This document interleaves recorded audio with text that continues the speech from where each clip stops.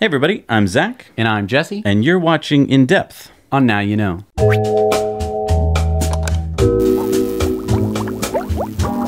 So Jesse, you've heard about this. The whole world's heard about this. Trump wants to weaken the fleet fuel efficiency rules. Yes. So jointly published by the EPA and the Department of Transportation, they want to freeze the federal 2012 rule that would double fuel efficiency to 54 miles per gallon by 2025. So in 2012, the Obama administration put in place these CAFE rules, which would make cars more fuel efficient all the way up until 2030. So this is some Obama era thing. Like Obama did it. It's all Obama.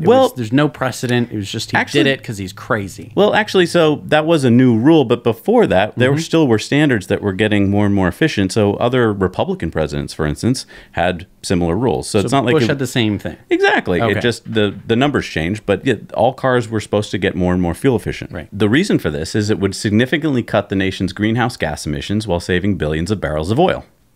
That's two good things to do, right? Right. Who would oppose this? Mainly the automakers. The big automakers didn't want these new fuel-efficient cars because it cost them more money to develop them. I see. So having to develop a new system means it's more money.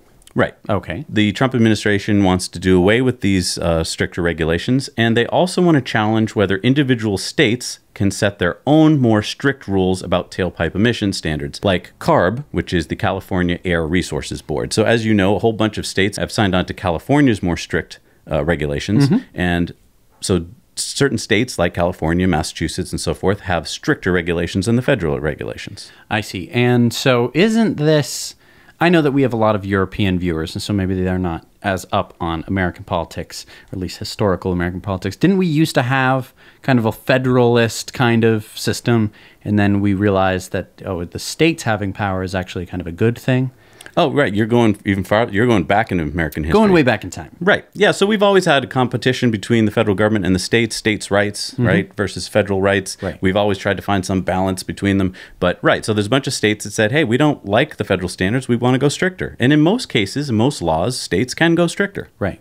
And in fact, since the 1970s, California's been allowed to go stricter. Right. Which means that effectively most auto manufacturers have to follow California's rules because California is the biggest market in the United States. Right. So Transportation Secretary Elaine Chao and Andrew Wheeler, the acting administrator of the EPA, wrote that the Obama-era standards would impose significant costs on American consumers and eliminate jobs. They said that their new proposal would give consumers greater access to safer, more affordable vehicles while continuing to protect the environment. So I think everything he just said was wrong. Basically, everything he said was wrong. So if they were to go to this new thing, first of all, you need to hire more people to make and develop more energy-efficient cars. Right. Right? You can't just say, okay, everyone, we're going to fire you and make True. You need more efficient cars. Yeah, you need more engineers. Yep. And then the next point is you're not giving consumers greater access to more affordable vehicles because the vehicles are going to be less fuel efficient. So you need to pay more in gas. They're being very short-sighted. They're saying you might be able to buy a cheaper vehicle to begin with, but they're not counting in the cost of fueling it. Right. Which is very short-sighted. And then they're also saying that they're continuing to protect the environment, which is complete and utter nonsense. Exactly. The new proposal would freeze the fuel economy standards after 2021 at about 37 miles per gallon. It would also revoke a legal waiver granted to California under the 1970 Clean Air Act, and now followed by 13 other states, that allow those states to set more stringent tailpipe pollution standards than the ones followed by the federal government. The Trump administration contends that by promoting lighter cars, the CAFE standards could lead to about 12,700 more auto fatalities. So let's just parse this for a second. So he's saying that if you keep going with the CAFE standards, the cars are going to have to get lighter, and therefore you're going to kill more people.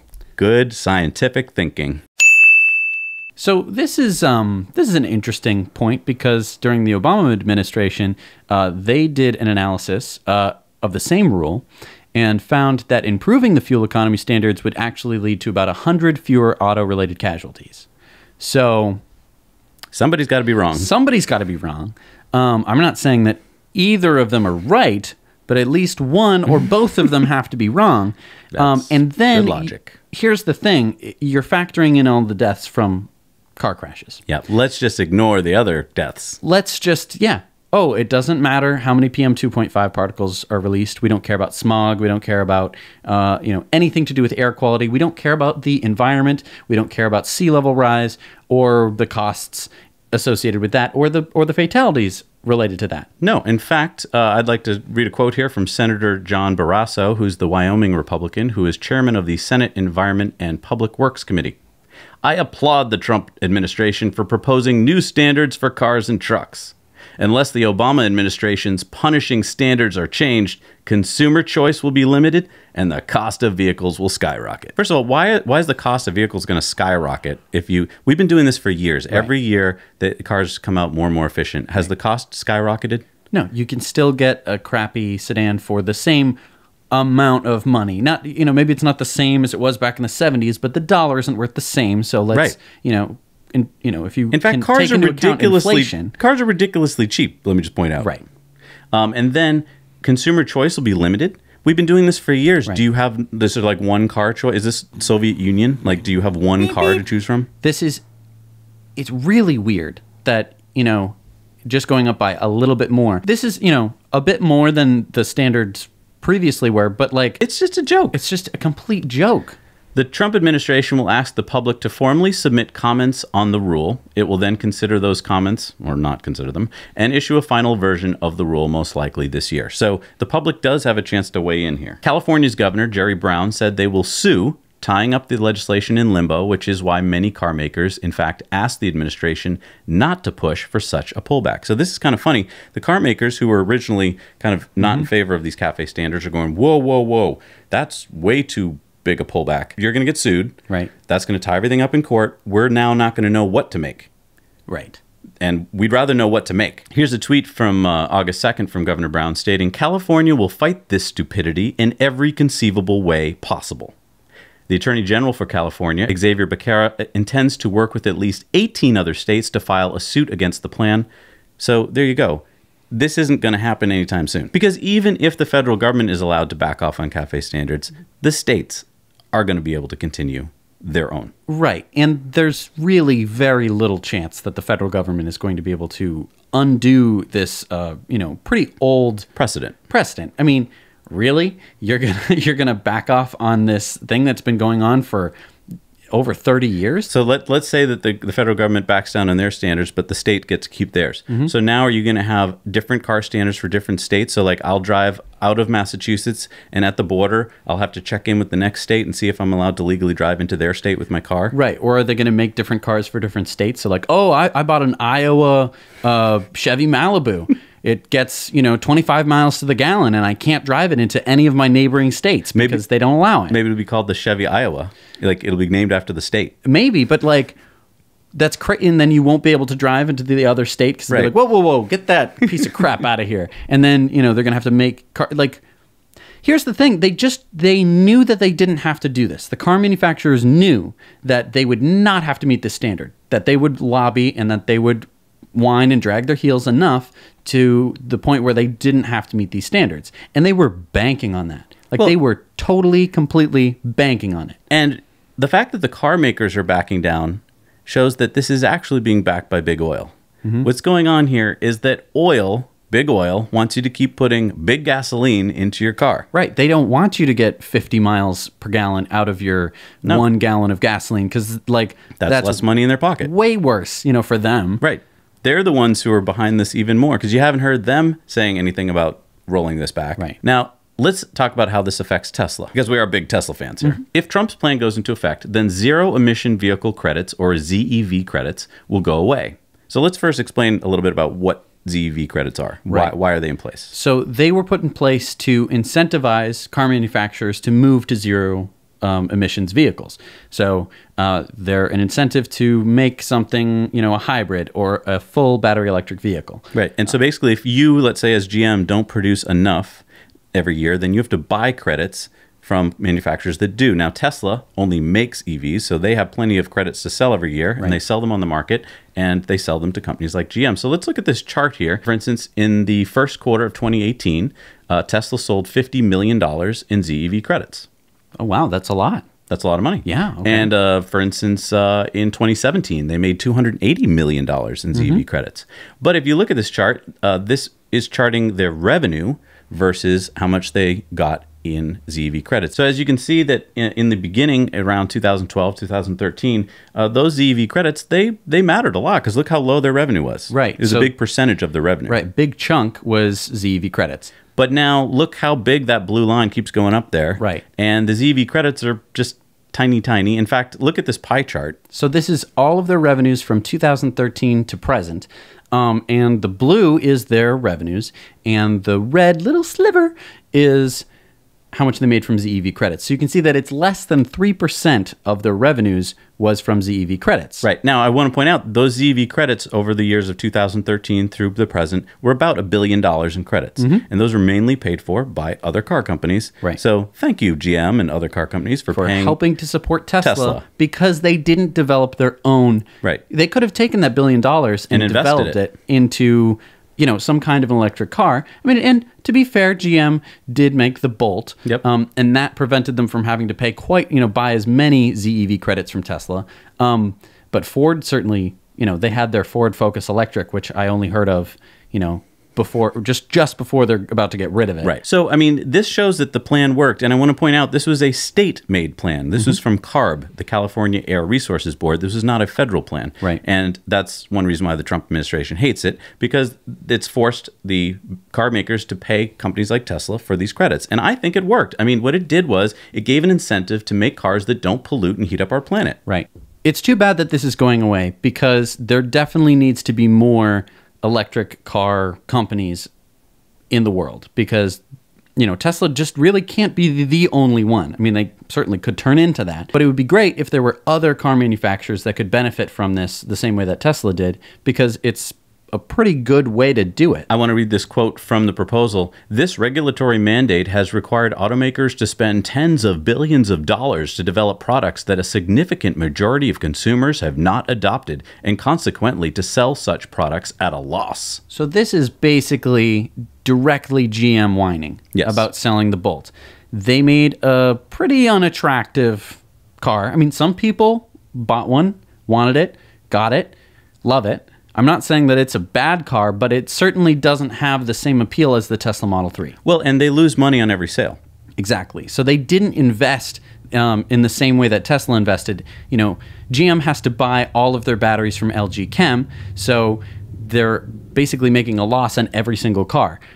What this quote does not talk about is Tesla, how it actually worked for Tesla. Now, the tens of billions of dollars is a completely made-up figure. Right. I mean, what a load of horse crap. But even if it's not, even if it's a true figure, if they had to invest this money, that was good. It forced them to invest in things they should be investing in, which is more efficient EVs.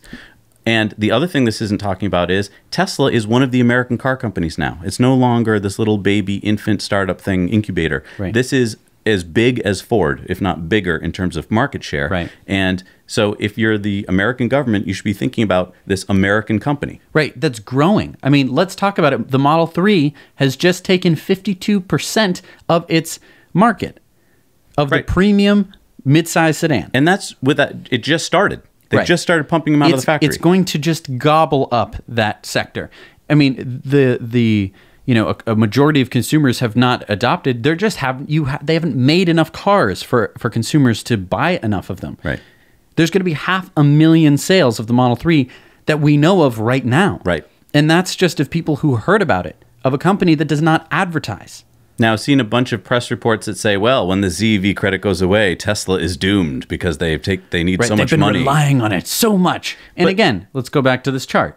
Yeah, go ahead. Take away the credit if you want to. Does it look like it's going to make a huge dent in their profits? No, too late. It might have hurt them early on, but now look at their revenue. It's completely, the tables have turned. They can't sell enough credits is the thing. They can't sell enough credits for it to become worth it. Right. Like they've always had more credits than they could even sell because other car manufacturers didn't need that much because it wasn't that strict. Brenda Eckwurzel from the Union of Concerned Scientists had a really good point. She said, we're on the luxury end of the curve. And what did she mean by that? The curve that we're talking about is climate change. Like right now, climate change doesn't really affect us that much. We're starting to notice, especially in Europe, very hot summer, I think you're all noticing, but we haven't really seen the levels of storms, floods, droughts, monsoons, sea level rise that we've been talking about. And so a lot of people are able to look out their window and say, the sun's out today. Seems like it's an okay day. You know, it's certainly not hotter than it usually is. Or, oh, look, it's snowing. Boy, climate change, global warming is false. They've been able to do that and to say that to other people. Even if they don't believe it, they can say, oh, but look, it's snowing. And so then people go, oh, you're right. Huh. Well, if it's snowing, then it can't be climate change. Right. But it's happening. Right. It's been happening very slowly. I mean, there's tornadoes happening in Massachusetts. That didn't used to happen. Right. And here's the problem. We're going to look back someday and we're going to go, what were those idiots doing back there? Right. They could have done something and they could have averted this, and they just kept doing it. Right. We're kind of like, humanity is at this level where we're finally at this like adolescent level. And so we haven't, we're like this moochy teenager. Like we know all sorts of stuff. We could definitely fix all of the problems that we have, but instead we're just sort of mooching. Mom, leave me alone. Don't tell me what to do. Stop turning up the temperature in my basement, where I sleep, Mom. That's what humanity's doing. We're like, hey, stop it. It's like, Mother Nature is like, well, you gotta, either shape up or ship out. Now, I know a lot of you watching right now are in Europe or other parts of the world, and you're like, well, that's just an American problem, you dumb idiots over there. But I want to point out that this is not just an American problem. Here's a report that just came out from The Guardian about pollution caused by fracking in the UK. And there was a publication that came out, and it was released 3 days after a decision to allow fracking in Lancashire was allowed. So basically, the government was trying to decide, should we allow fracking or not? Okay, let's allow it. 3 days later, report comes out saying, this will cause a lot of air pollution. Right. That was done, why? Because governments are in the pocket of big oil. Right. And that's around the globe. Right. Big oil has tons of money. They know how to use it. They know how to influence government. No surprise there. Right. And they make sure they get what they want. They want to frack right now. And let's talk about this. Big oil is in a rush. Yeah, why are they in a rush? They are rushing because all of their value, all of their assets are all underground. Literally underground. Big wells of oil and gas stored underground, and basically they can put those assets on their books. They can say, we have all of these assets. They're just ready to turn into profits. Big banks, would you please loan us some money? Of course, sure. Of course, that's going to turn into profits. Yeah. As soon as those assets underground can no longer be pumped up to the surface, as soon as governments say, hell no, you can't pump that out of the ground. That has to stay in the ground. If you pump that out of the ground and burn it, we're all going to die. You can't do that. As soon as that happens, all of those assets turn into nothing. They're worthless.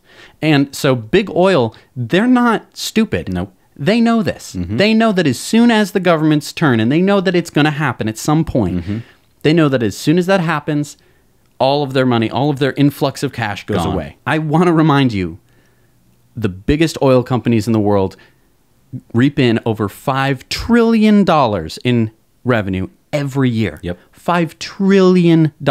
Again, we talked about this last week. And in fact, it would be the third largest country by GDP. I want to show people what a trillion looks like. So here's a picture of $1 million.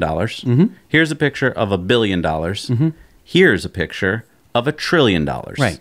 You can do amazing things with trillions of dollars. Yeah. Trillions of dollars, you can do basically whatever you want. Yeah.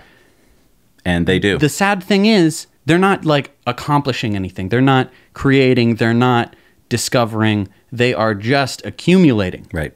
They're just constantly accumulating and protecting their very vulnerable assets. That's right. That's where their power comes from. And their assets, like Jesse said, will become worthless. They will implode. And the banks will stop loaning them money, and they know this. Right. We've depressed you, right? Yes. There's some good news in all this. Yep.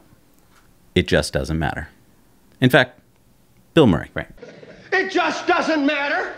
It just doesn't matter. Okay. Now, hang on. Hear me out. Yep. Because I know you're going, wait a minute, Zach and Jesse, it does matter. This is very important. Right. These fuel standards that we're talking about, should they be stricter? Yes. But it's like asking in 2008 if I'd like the lines at Blockbuster to be shorter. It just doesn't matter. It doesn't matter. You know why? Because right around the corner, there is no more Blockbuster. Right. There are no more gas cars. Right. We are going to all be switching to EVs. faster than you can possibly imagine. Right. Why Why is this? I mean, like, let's talk about this. Why will that happen? How do we know that this is going to happen? It's a disruption. Right. Anytime you get this many things converging at the same time technologically, it's a disruption. There's no turning that back. Right. It's just a question of how fast. And the thing is, we're seeing how fast right now, right before our very eyes. There's an experiment going on. It's called the Tesla Model 3 experiment. Right. And you are watching it happen. And you're watching it explode. You're watching it take over like a freaking virus. Right. Because it's an idea. Yes. And so what's going to happen is the same thing, the same way of Uber. You know, you heard about Uber. Right. I will never take that. I'm never going to take, no one's ever going to do that. Driving someone else's car. Right. Everyone wants to do taxis. We've all done taxis. I pull out an app? And the taxis were fighting it. Yep. They said, no way, no way, no way. They're like big oil in a way. Right. They knew that was going to cut into their business. They had a monopoly on taxi services. Right. And they're gone. Right. I mean, they're not gone, but they're in big trouble. Right. And Uber has exploded in Lyft as well. Right. Disrupted the entire market. Right. Why did this happen? Is it because, you know... It wasn't because of advertising. Right. It was because it was a better idea. Right. And that better idea gets capital. Right. Investors say, oh, that's up and coming. Right. I want my money in there now. Yep. Shut up, take my money, invest it. I'm gonna cash out at the top and go develop things. Yep. And so Uber is now developing flying cars and stuff. Right. Because they are just so flush with cash. Right. And that's exactly what's going to happen with lots and lots of EV startups. Yep. Right now, we've constantly had this tamping down of the most powerful industry on earth. Yep. They've just been constantly tamping it down. They've been, hiring people to write hack jobs on Tesla. They've been trying to their hardest to try and say, oh, it's going to blow up. Oh, you're not going to be able to charge. Fear, uncertainty, doubt. Ooh, it's bad. Billions of dollars of this. Yep. They've been shorting Tesla. Yep. You wonder why the shorts haven't turned tail and run after that huge rally that the Tesla stock had? Right. It's because big oil is behind it. There's no other way. Shorts do not behave that way. Nope. They say, oh, well, I guess I shouldn't short this company since it's doing gangbusters. Right. We're going to be switching to EVs. We think that we're going to be making the switch to EVs around 2025. Yep. Like, everyone is going to be buying an EV. Right. And they're going to be loving it. Right. Picture this moment. What we're talking about is everyone's getting smartphones, right? No one's going. Everyone has smartphones. And no one's buying old flip phones Right. or being like, you know what, I'll go back to my landline. That was pretty good. Right. That's what we're talking about. In 2025, we're not saying there won't be any ICE cars on the road. We're just saying that basically anyone buying a new car will be buying an EV. Right. So there's going to be this dying market of ICE cars and a dying ICE car manufacturers. Right. They're not going to be able to sell ICE cars anymore. And the big companies, we're talking GM, Ford, at least in America, we're going to talk about GM and Ford. They can't divest fast enough. No. If they started today, they were divesting all of their, ICE car assets, it would take them about 9 or 10 years. Right. To fully divest and reinvest in EVs. Right. They're not doing that. These though. are not startups. They don't know how to move that fast. Right. Startups move incredibly nimbly. Right. Old Ford and GMs, they don't know how to do that. Right. And they're obviously showing they don't want to do that. They're not trying. So, this 9-10 year thing is not what's actually happening because otherwise we would see the divestment. We would hear about it. Maybe they'd keep it on the down low, but we would see them buying up battery manufacturing companies. Instead, they are distancing themselves. They are banking on this like magic battery of the future, which they hope to get in 5 or 10 years. And by that point, they are going to be a footnote. That's a really good point. I do think a lot of these companies are thinking, well, lithium-ion batteries, that's fine for a few years. There's got to be something better. We'll wait for that. You can keep waiting for stuff. That's how technology works. Better stuff does come along. But if you're not a part of it, then you can't just step in when the better thing comes along. Right. Like, I'd like to wait until, I could just transport to another planet. But I can't just wait and then become the leader in that. Right. You have to be working on it the entire time with teams of people. Now, does this mean that we should all sort of give up because it doesn't matter? No. You should go out and start signing petitions with Plug in America and Environment America. Yep, links down below. You should call your representative and rip their ear off, basically. Yeah. And vote. Right. When the time comes, the midterm elections are coming up, get out there and vote. Right. Vote the bozos out of office. Yep. Okay? They don't belong there. And hey, you should probably run for office because if you're watching this, I would vote for you. Hey, you know, if any of our viewers out there are thinking of running for Congress or something, We'll go for it. We'll support you. We will, you know, give you a shout on the show. I mean, there's what, 60,000 of us subscribed to this channel. Yeah. Let's just, you know, I'm sure there's only a few hundred people of who would be your constituents on the show, but that's a huge number. Yeah. And each of them can go off and spread your name. Yeah. So let's just make this happen. I mean, again, we can't just take this lying down and knowing the future. We still need to fight this. That's right. So anyway, I hope that we've given you a little bit of hope. I hope that we've, you know, convinced you to maybe go out there and do something about this ridiculousness. But thank you so much for watching. Again, make sure you hit the subscribe button. If you haven't done that, if you've already done that, don't hit it because then you unsubscribe. It's a whole thing. You don't want to confuse Google. No. You can hit the like button. It does some algorithmic changes to YouTube, which means we get seen by more people. And please just share these videos. Put them on your Facebook and other social media and let other people know. And you know what? You know, don't even share them on Facebook. Share them with like your best friend. Share them with someone who you know you like trust. talk to them in person? Yeah. Wow. Say, hey, I want to show you this. You don't like Facebook much, do you? Just keep in mind, you can't compete with cute dogs on Facebook. So really, we can have cute dogs. Look at these. Don't even bother. Anyway, thank you so much for watching. Now you know.